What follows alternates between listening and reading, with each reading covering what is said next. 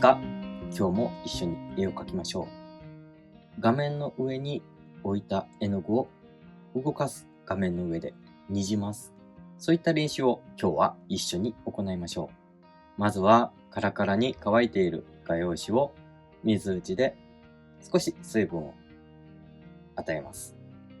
こうすることによってすぐに定着してしまうことを防いでいます。最初は勢いよく全体になじますんですけれども、その後はゆっくり動かします。有色下地。画面の明度、少し暗めの画面を作っておく場合、このように最初に画用紙の白をすべてなくしておきます。今回は工程8工程まであります。簡単なので皆さん一緒にチャレンジしてみてください。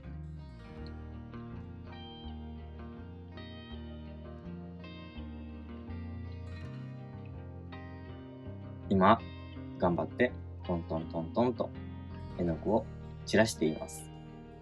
これも後々ほんの少し効果が出ます。下に落ち葉がある設定なので、そのようにしております。次に工程3、絵の具が流れ込む溝作り。にじますときに画面を傾けて絵の具を滑らします。その時にこの溝に絵の具が流れ込むと、ちょうど円形に立っている木立の風景が完成するので、事前に強く弱くコントロールしながら溝を彫っておきます。木立のイメージです。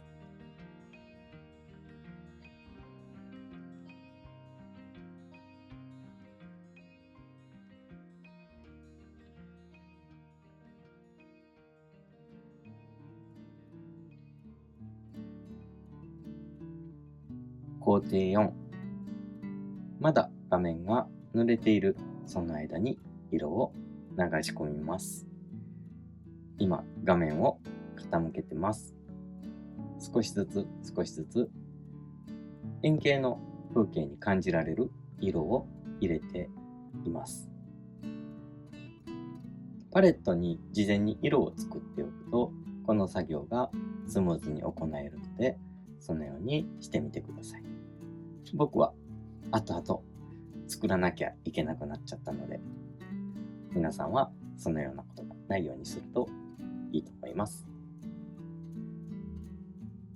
乾く前に水が画面にしっとりとついている状態で素早く作業をするのがポイントです。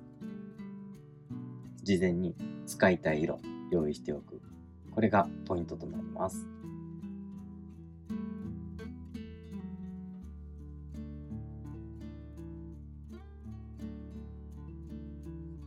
手前には落ち葉の絨毯。そして奥には森林が広がっているイメージ。なので奥の方は少しぼんやりと暗い鮮やかさ、彩度が低い色を置いてます。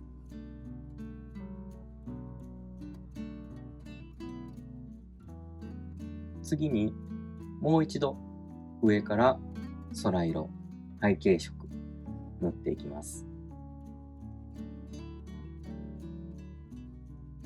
少し濃いめに塗ります。ここでもう一度反対側に流し込みます。まずは下から上、その次は上から下。その時にまたもう少し木立ち、すごく円形の木立ち、もう一回画面のサイジング撮ってます。ここでポイント、不要な水たまりできてきます。上から下からしてますので、これは即座に対処しておきましょう。不要な水たまりは作業の途中で取っておきます。何もついていない筆です。吸収します。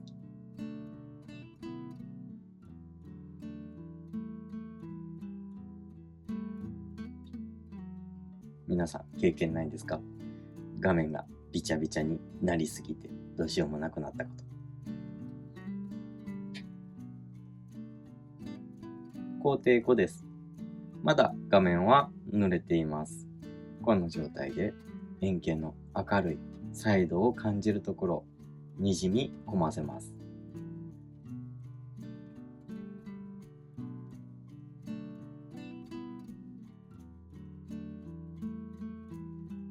少しずつ絵の具の分量を増やしていってます。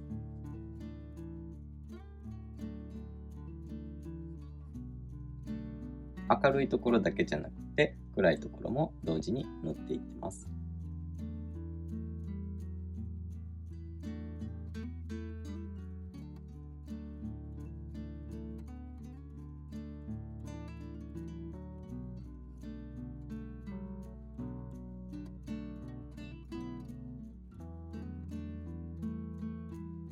工程6、近景のサイドの高い色をにじみ込ませていきます。だんだん画用紙の水の量が蒸発していっているので、大きくにじまないと思います。ですが、少しにじむので、点々と置くだけでじわじわとなるのが伝わればいいかなと思います。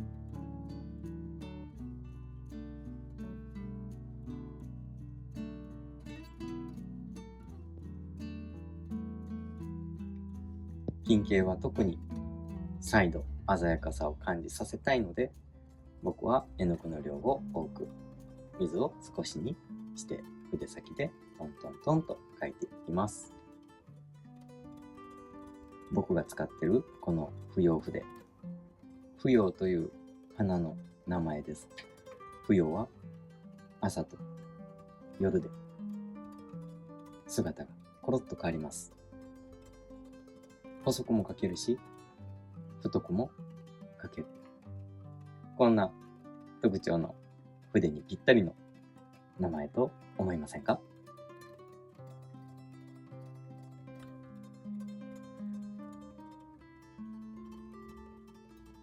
近景の木立にも葉を描いていきます。少し紅葉が残っているので、黄色の色、目に飛び込むちょうどいい具合に入れていってます。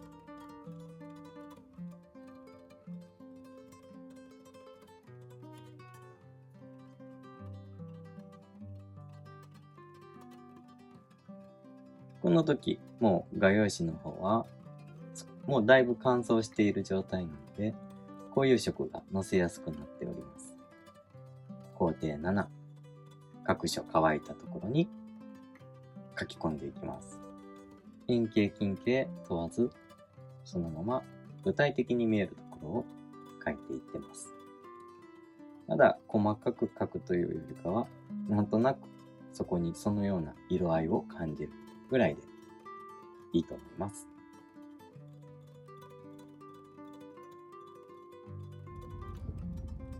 この時なんですけれども、筆が同じ方向ばかりに動かないように、右から左、左下から右上、上から下のようなバラバラに筆が動くようにしています。そして中継あたりの木立を一本一本描いていきます。細く、細く、少し太く、曲がって、まっすぐ伸びて。リズムをしっかり作ってあげると、木が生き生きとします。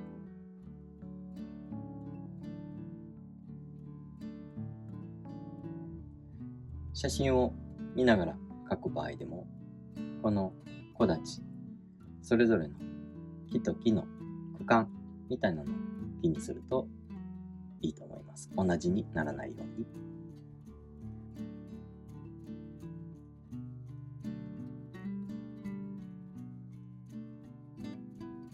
工程8、ここで近景の書き込み。今回は主体となる一本の木を、しっかりと近くに細かく描いていけたらなと思っています。